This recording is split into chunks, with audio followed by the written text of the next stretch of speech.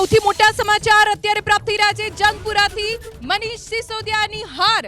જંગપુરામાંથી મનીષ સિસોદિયા ચૂંટણી જંગ હારી ચૂક્યા છે। છેક સુધી મનીષ સિસોદિયા આગળ રહ્યા અને છેલ્લા રાઉન્ડમાં મનીષ સિસોદિયાએ આ ચૂંટણી હારી છે, જે પહેલો ઝટકો આમ આદમી પાર્ટીને મળ્યો છે મનીષ સિસોદિયાના રૂપમાં।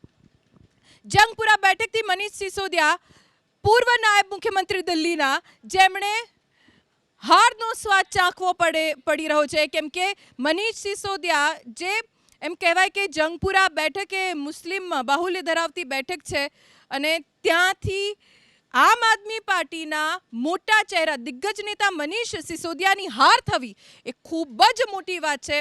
અને માત્ર મનીષ સિસોદિયા જ નહીં, એન્ટી ઇન્કમ્બન્સી આમ આદમી પાર્ટીની ઉપર એટલી ભારે પડી રહી છે કે આતિશી, અરવિંદ કેજરીવાલ, મનીષ સિસોદિયા તમામ નેતાઓ હારની વધારે નજીક આવી રહ્યા છે। સત્યેન્દ્ર જૈન, આ તમામ નેતાઓ એવા છે કે હાર માટે તેમનું જે અંતર છે એ વધી રહ્યું છે। જીત તરફ નથી આગળ વધી રહ્યા કોઈ નેતા આમ આદમી પાર્ટીના, જેમના દમ ઉપર આ ચૂંટણી લડાઈ રહી હતી।